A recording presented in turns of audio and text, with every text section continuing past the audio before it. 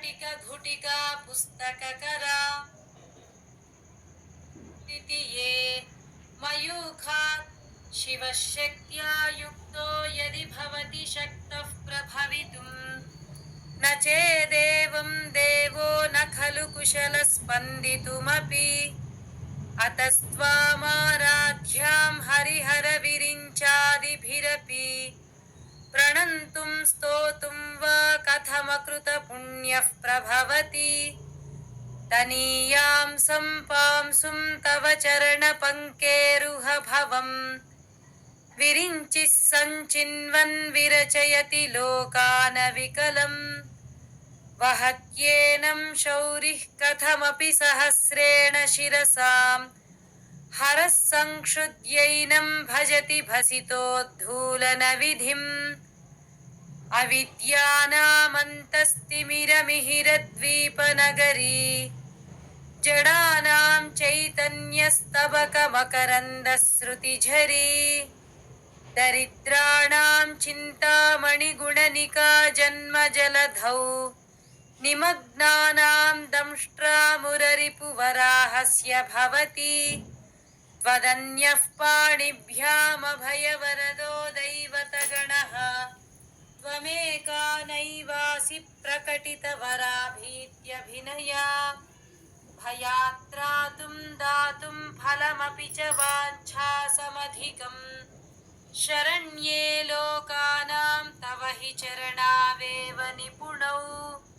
हरिस्त्वामाराध्य प्रणतजनसौभाग्यजननीं पुरानारी भूत्वा पुररिपुमपि क्षोभमनयत् स्मरोऽपि त्वान्नत्वा रतिनयनलेह्येन वपुषा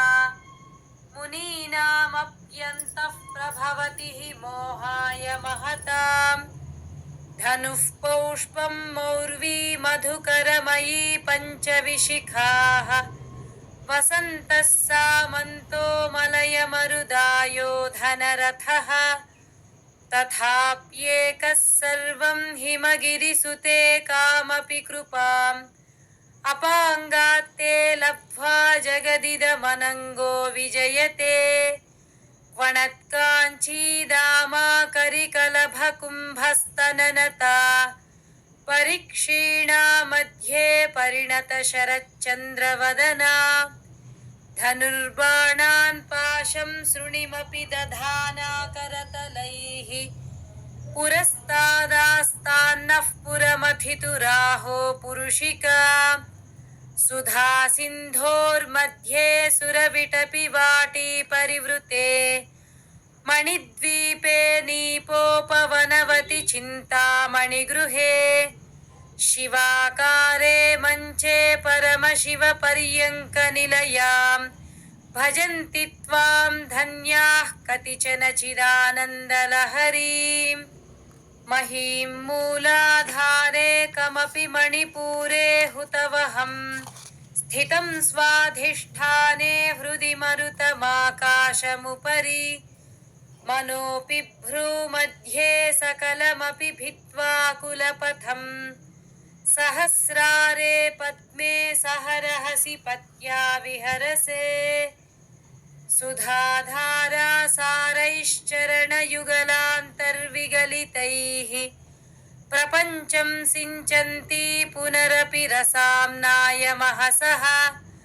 अवाप्य स्वां भूमिं भुजगनिभमध्युष्टवलयं स्वमात्मानं कृत्वा स्वपिशिकुलकुण्डे कुहरिणी चतुर्भिः श्रीकण्ठैः शिवयुवतिभिः पञ्चभिरपि प्रभिन्नाभिः शम्भोर्नवभिरपि मूलप्रकृतिभिः चतुश्चत्वारिंशद्वसुदलकलाश्रत्रिवलया त्रिरेखाभिः सार्धं तव चरणकोणाः परिणताः त्वदीयं सौन्दर्यं तु हि न गिरिकन्ये तुलयितुं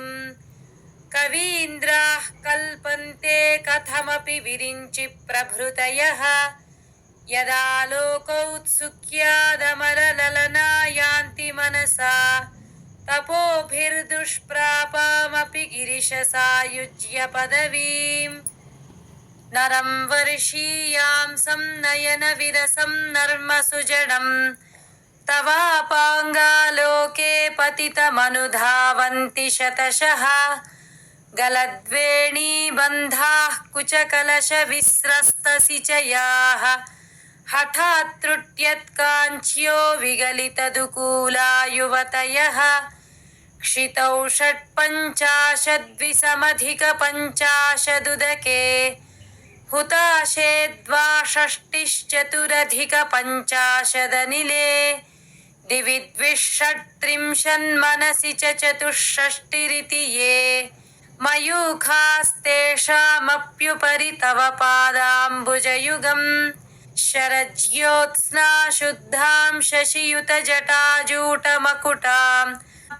वरत्रासत्राणस्फटिकघुटिका पुस्तककराम्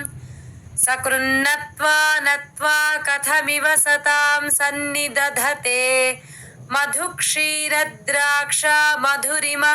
धुरीणाः फणितयः शिवस्य